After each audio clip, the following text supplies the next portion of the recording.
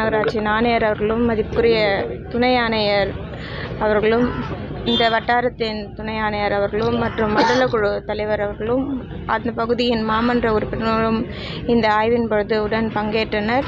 பல்வேறு வளர்ச்சி திட்டங்கள் தொடர்ந்து சென்னை மாநகராட்சியில் நடைபெற்று வருகிறது. இன்றைக்கு வார்டு 20க்குட்பட்டு மணலி ஏரி ஆய்வினை மேற்கொண்டோம். இந்த மணலி ஏரி பார்த்திங்கன்னா நம்ம வடசென்னை உட்பட்ட பகுதிகளில் ஒவ்வொரு மழைக்காலங்களிலும் அதிகமாக தண்ணி தேங்கக்கூடிய பகுதி. ஒவ்வொரு டைமும் புழல் சர்ப்ளஸ் வெளியேறும் பொழுது இந்த பகுதியெல்லாம் முற்றிலுமாக தண்ணி தேக்கிறோம். அங்கே இருக்கக்கூடிய பகுதி வாழ் மக்களுக்கு அதிக சிரமங்கள் இருக்கக்கூடிய பகுதி. இன்றைக்கு அந்த மணலி ஏரி பகுதியில் புனரமைக்கும் பணிகள் மறுசீரமைக்கும் பணிகள் நடைபெற்று வருகிறது. அந்த பணியினை ஆய்வினை மேற்கொண்டோம்.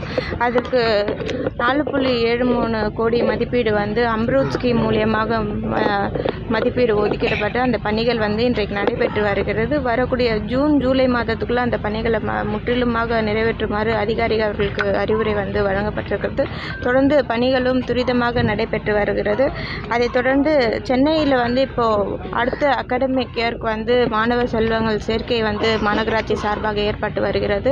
கடந்த ஓரிரு மாதத்துக்கு முன்னவே பெருநகர் மாநகராட்சி ரிப்பன் மாளிகை வளாகத்தில் நானும் மதிப்புக்குரிய ஆணையர் அவர்களும் வரக்கூடிய அகாடமிக் இயரில் என்னென்ன பணிகள் என்னென்ன கட்டமைப்பு பணிகள் மாநகராட்சி பள்ளியில் மேம்படுத்தப்பட்டிருக்கிறது, அதே போல் ஸ்கில் டெவலப்மெண்ட் கிளாஸஸ் என்ன மாதிரிலாம் நடைபெற்றிருக்கு, குழந்தைகளை எந்த அளவுக்கு படிப்பு திறனை மேம்படுத்திருக்கிறது சென்னை பள்ளிகளில் மேம்படுத்தப்பட்டிருக்கிறது அப்படின்றதை இஓ அவர்களும் மற்றும் டிசி எஜுகேஷன் அவர்கள் மூலியமாக 2 மாதத்துக்கு முன் தொடங்கி வைத்தோம். தொடர்ந்து ஒவ்வொரு பகுதிகளிலும் ஏஇஓஸ் அங்கே பகுதியில் இருக்கக்கூடிய மழலையர்களையும் மாணவ செல்வங்களையும் நம்முடைய சென்னை பள்ளியில் சேர்க்கும் பணிகளில் ஈடுபட்டு வருகிறார்கள்.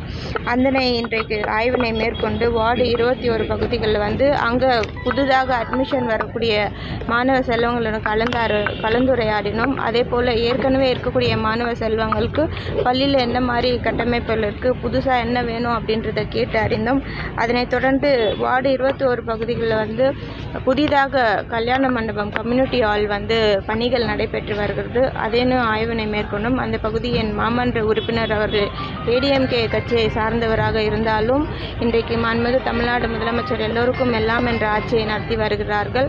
அந்த வார்டில் மேம்படுத்தக்கூடிய இந்த பணிகளும் ஆய்வினை மேற்கொண்டு இன்றைக்கு அதை தொடர்ந்து கடப்பாக்கம் பகுதியில் இந்த எக்கோ ஃப்ரெண்ட்லி பார்க்குன்னு புனரமைக்கும் பணிகள் நடைபெற்று இருக்கிறது. இதற்காக 58.33 கோடி மதிப்பீடு ஏடிபி நிதியிலிருந்து ஒதுக்கப்பட்டு அந்த பணிகள் மிகவும் சிறப்பாக நடைபெற்று வருகிறது. வட சென்னைக்கே இது ஒரு முத்தாய்ப்பான திட்டமாக இருக்கிறது. இன்றைக்கு